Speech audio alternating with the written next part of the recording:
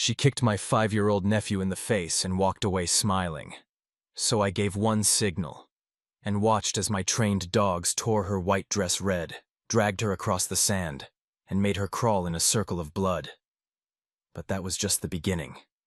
You haven't seen what happened when the cameras turned off, and the real punishment began. Some people take peace for granted.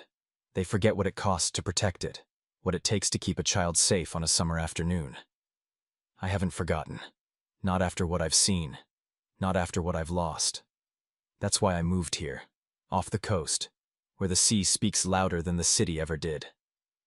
I bought a quiet house near the dunes, raised 2 huskies like sons, trained them to guard, to serve, to obey without question. Fang and Boulder aren't pets. They don't wag for treats. They wait. And when I give the word, they act with precision that would make most soldiers flinch. I thought I'd left violence behind when I left the force. But peace doesn't last. Not when HOA Karen lives nearby. That Saturday, the tide was low and the sun was just gentle enough to breathe in. My 5-year-old nephew, Aiden, was visiting me for the week. Bright eyes, soft voice, the kind of kid who says thank you to seagulls. He loved the ocean but feared the waves, so I took him to the public boardwalk bench, facing the sea, far from trouble. He held a half-eaten sandwich in one hand and a crayon in the other, drawing boats in the sand like they were dreams he could launch. For a moment, I believed it. I believed we'd be left alone. Until I heard the sound, heels on wood, sharp and entitled, the kind of sound that didn't belong on this beach. I turned my head, and there she was, Karen.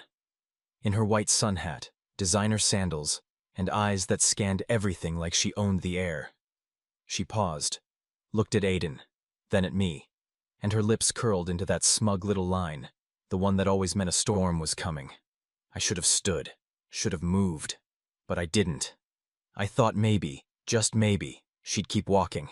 But Karen never walks past anything she thinks she can control. And that boy was about to teach her what not to touch. She didn't say hello. Karen never does. She announces herself, with a scoff, with a glare, with a judgment sharpened into a blade. Her heels struck the wood planks like war drums as she approached, the kind that signaled the end of someone's peace. Aiden didn't even notice her. He was too busy humming quietly, drawing a pirate ship in the sand with the end of his sandwich wrapper. Karen stopped 2 feet from us, arms crossed over her chest like a courthouse statue, except no statue ever dripped this much perfume or venom. "This bench," she said, her voice flat but cutting, "is for HOA residents only." I didn't answer immediately. I breathed, measured, because I've seen men lose their futures in 3 words or less. Karen took my silence as permission. Of course she did. She tilted her head, eyes zeroing in on Aiden like he was a stray dog. "Whose kid is this?" she asked. "He doesn't live here." I slowly stood, calm, firm. I kept my voice steady. "He's 5, I said. "And he's sitting. Not hurting anyone.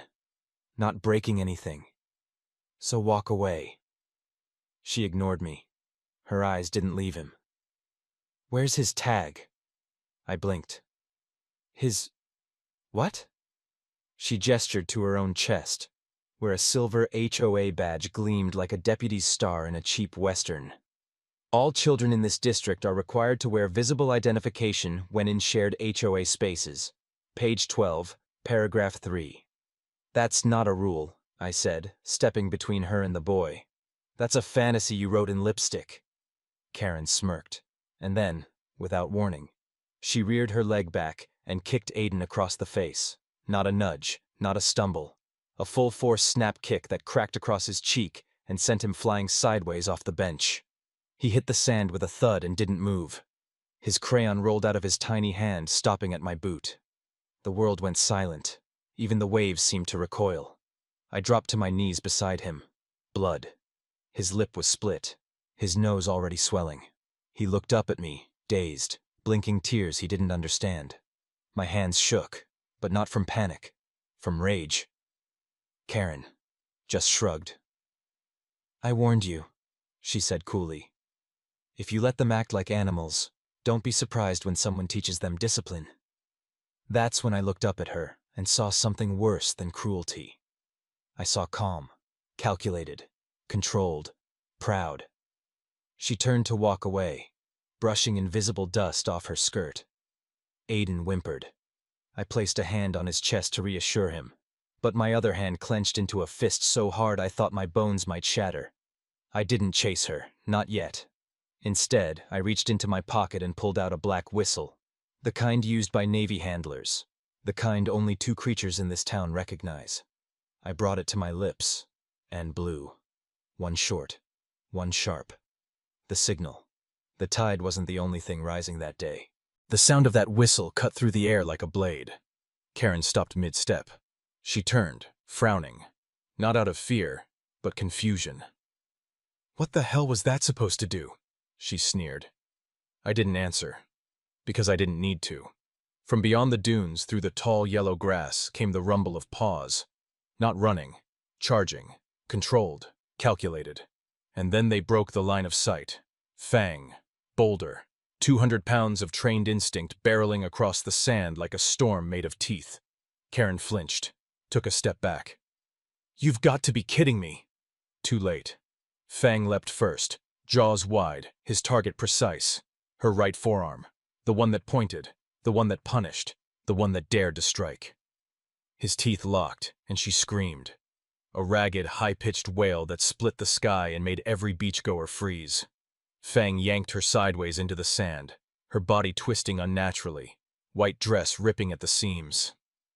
Boulder arrived next, lower, faster, deadlier. He hit her from behind, knocking the air out of her lungs. She landed flat, arms splayed, cheek buried in the sand. Karen coughed and spat, scrambling to her knees. "You're insane," she howled. "Call them off." I didn't move. I stood above Aiden, who was still curled into himself, bleeding and shivering. I spoke calmly, but with fire simmering behind every syllable. "You kicked a child in the face." He was trespassing." "You drew blood from a 5-year-old and walked away smiling. You called it discipline. You acted like it was your right." I took a step closer. She tried to crawl away. Boulder snarled, cutting her off, forcing her back toward Fang. They circled her like wolves, precise and patient, giving her just enough space to feel hope, and then snatching it away. She reached into her bag, yanking out her phone. "I'm calling the police." Fang lunged. Not for her throat. Not yet. He snapped at the phone, bit clean through the screen, sparks flashing as it short-circuited in his jaws. Karen screamed again, flinging the pieces into the air as if they might magically reassemble her authority. People on the boardwalk began to gather, watching, whispering, recording.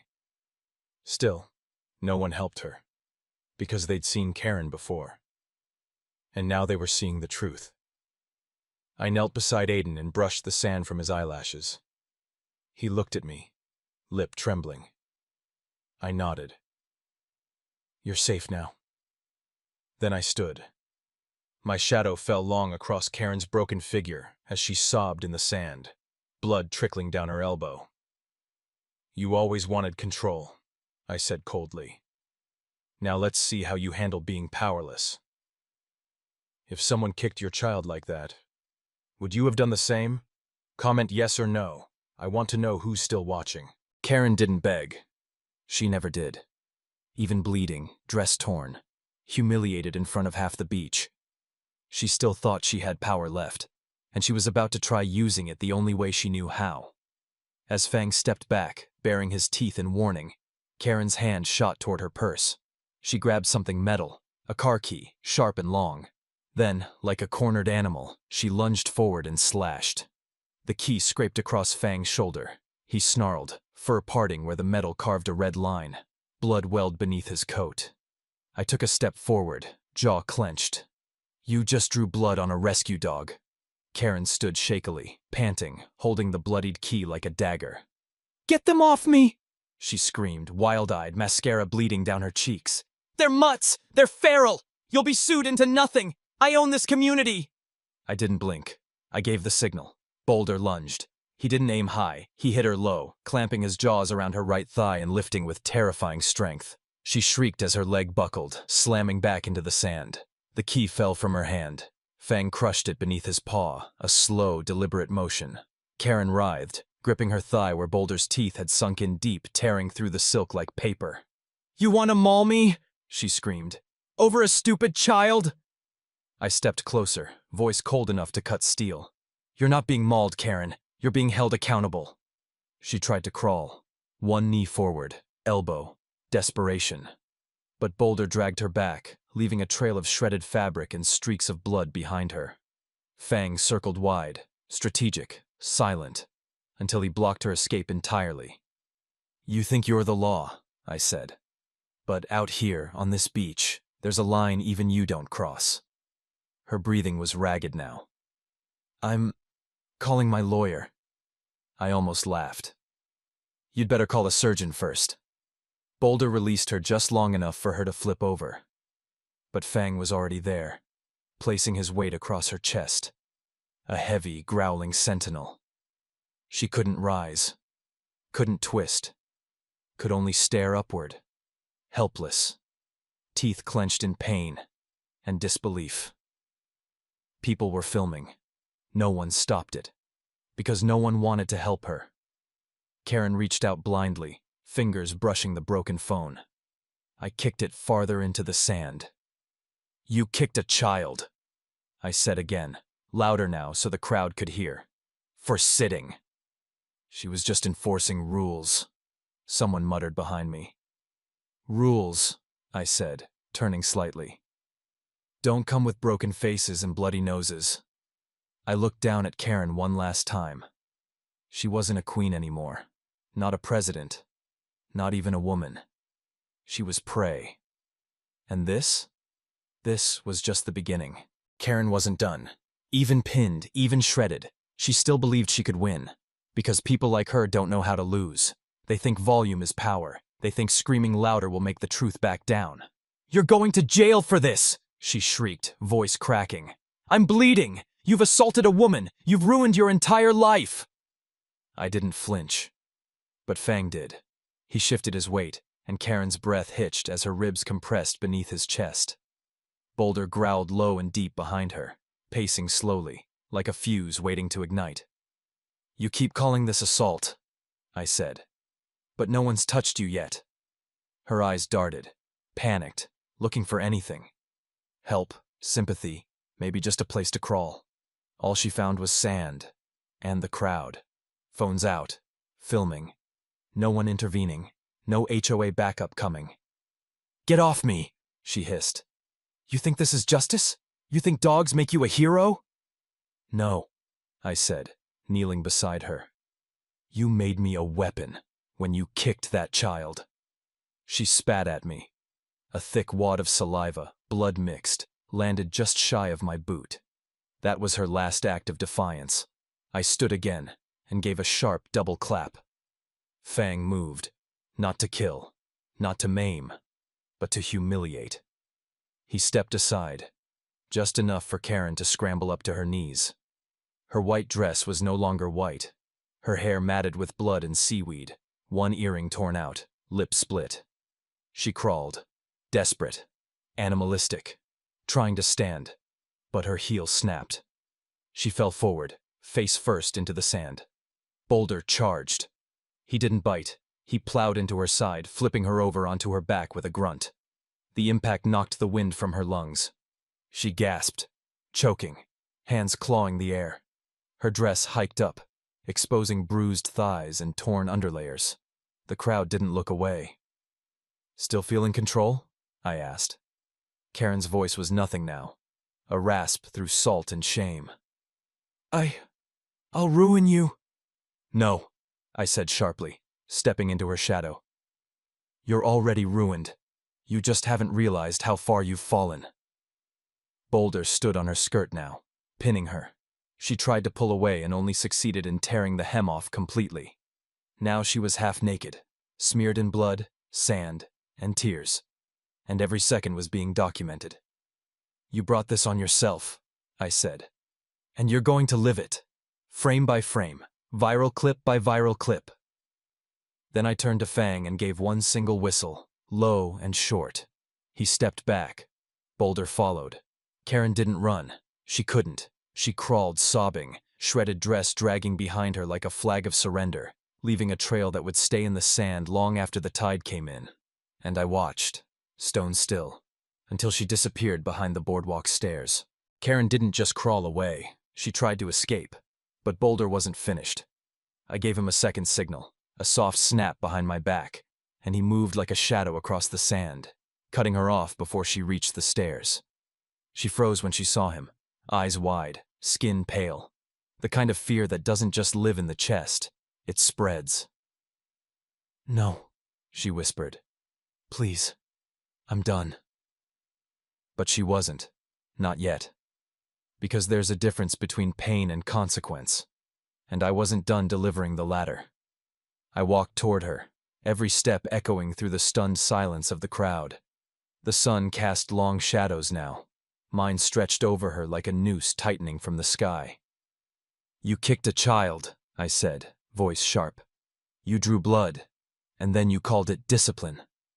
"I didn't mean to hurt him," she whimpered, crawling back like a crab missing half its shell. "You meant to control him," I snapped, "and you loved that no one could stop you." I motioned with my hand. Fang and Boulder advanced, slowly now, not to attack, but to herd. Karen screamed and tried to run, but her knees buckled. Her heel snapped again. Her leg gave out. She collapsed into the sand. The dogs pushed her with their shoulders, their muzzles, guiding her like sheepdogs with a wounded lamb. Not biting, not clawing, just forcing her forward, toward the lifeguard tower. She cried, screamed, cursed, and still, they drove her. We reached the tower, an old wooden structure just off the path, where the sand turned rough and hot. I pointed to it. "Circle it," I said. Karen looked up at me, trembling. "What?" "You want to mark territory?" I growled. "Then leave your shame in a full circle, like the coward you are." The crowd didn't move, phones still out, recording, immortalizing. Karen crawled, slow, broken, dress in tatters, hands shaking. Around the tower once, then again. Every movement left a smear of blood and sand, like a red trail etched by regret. On the third pass, her hand slipped. Her chin hit the wood with a sickening thud. She didn't cry this time. She just lay there, heaving, sobbing in silence. I stepped forward and knelt beside her. "You ruled by fear," I said low. "Now you're a warning." Then I stood, looked at the crowd, and spoke clearly. "This is what happens when someone thinks they're above every law, even the unspoken ones that protect children." I clapped once. Fang and Boulder sat. Karen didn't move. She was done, not by my hand, but by her own trail of cruelty finally circling back to devour her. Karen didn't stand. She knelt. Not out of remorse, not out of shame. She knelt because her legs couldn't carry the weight of her own ego anymore.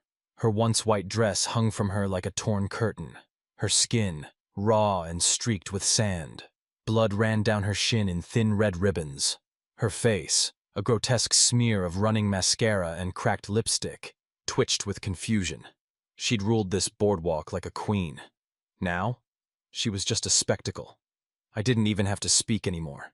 The crowd had done my job for me. Phones pointed. Whispers hissed. And above it all, the silence of judgment grew louder than any siren. Karen looked up, finally aware of just how many people were watching. "Stop filming," she rasped. This is assault. This is illegal. You don't have my consent."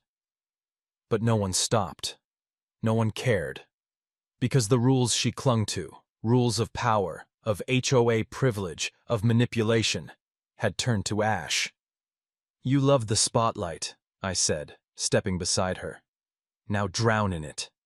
She turned her face toward me, eyes wild, tears mixing with sweat. "You're insane," she said. You used animals to attack me. I was defending property, order, standards. You kicked a 5-year-old in the face. He was sitting on HOA property. You don't own the child, Karen." I could see it in her eyes then, that flicker of realization cutting through her madness. She wasn't going to talk her way out this time. The crowd began to shift, some stepping closer, emboldened now that her spell had broken.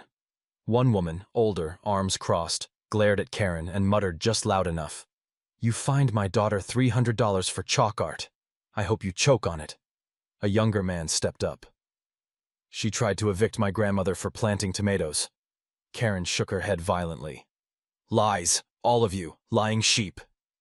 "You made enemies," I said quietly. "You thought fear was respect, but now they've seen what you really are." She looked around again. No allies, no escape. Just judgment in every lens, and truth carved into every angle of footage. I knelt beside her one last time, letting her hear it from inches away. "You built your crown from silence and fear. I just made sure no one's afraid of you anymore." She opened her mouth, but no sound came. Just a cracked breath and the soft whimper of a tyrant who'd finally been stripped of her throne. I stood. Fang and Boulder flanked me, calm, still, unwavering. Karen stayed on her knees as the sun dipped lower, and all she could do was cover her face, not from the dogs, but from the truth. It took less than 6 hours. By nightfall, the first video hit 1 million views. By morning, there were 5 different angles, each one more damning than the last. Karen, once the self-declared queen of coastal order, was now the internet's newest villain. The hashtags told the story better than any headline. Beach. Karen, dog justice. HOA, hell. She kicked a child. Her name was everywhere. Local news, national news, morning talk shows. I turned off the TV after hearing a panelist call her the personification of suburban rot. I didn't need validation, but the world gave it anyway. By Monday, the HOA board had no choice but to act. An emergency meeting was called. Normally closed door. This time, public. The crowd overflowed the meeting hall, spilling into the sidewalks. Dozens wore shirts with Fang and Boulder's faces on them. Some even wore paw print pins. I stayed outside with Aiden. He didn't need to hear their excuses. Inside, the vote was swift. Karen was removed from all positions effective immediately. No appeals, no deferrals, no mercy. But that wasn't the end. Because when the board opened the floor for resident complaints, they didn't stop coming. She'd falsified citations, embezzled discretionary funds, threatened elderly residents with eviction over lawn height, sold personal data to marketing firms without consent. Everything unraveled. A woman stood up holding a folder of evidence, years of ignored complaints, signatures forged in Karen's handwriting. Another man, quiet, trembling, held up a torn eviction notice and whispered, "She made my wife cry every week for a year." By the time the gavel hit the table, a formal audit was already in motion. And Karen? Karen tried to spin it. She released a public statement claiming she was the victim, attacked by a dangerous man using trained animals. She hired a lawyer, filed a restraining order. It backfired instantly. The footage was too clear, the testimonies too raw, and when her lawyer quit, publicly citing irreconcilable ethics, the final nail dropped. 2 weeks later, the sheriff's office served her with charges: child endangerment, animal cruelty, abuse of power under civil housing code. They arrested her at home, though home is a stretch.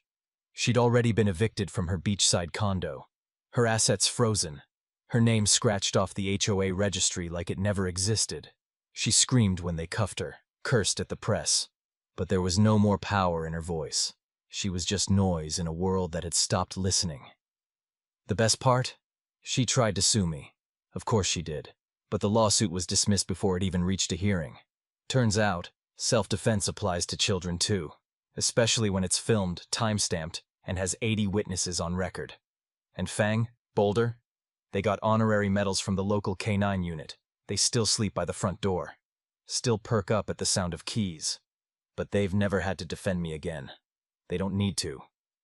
Karen made sure no one else ever tried. Some said she left the state. Others said she changed her name. But I don't care where Karen went. Because wherever she ran, she didn't run with her power. She left that behind, in the blood-stained sand, in the echo of every bark, in every lens that caught her fall. She was finished. No more HOA, no more board meetings, no more polished speeches about community standards. She had become what she feared most: irrelevant. Aiden healed faster than I expected. Kids are resilient like that. His lips scarred a little. He says it looks cool now. Like a pirate. I still flinch when I see it. But he laughs. He draws dogs with capes. He made Fang a superhero badge out of construction paper and insisted Boulder wear a towel for a cape. They didn't mind. For weeks, he wouldn't sit on that bench again. Not until one afternoon, just before sunset, he walked over on his own. Quiet, calm, stronger. He climbed up, swung his legs, and stared out at the ocean like nothing could ever touch him again. I stood behind him, silent, watching, not guarding, just there. The board sent me a letter, offered me a position, said I had the respect of the neighborhood now. I declined. I don't want a title.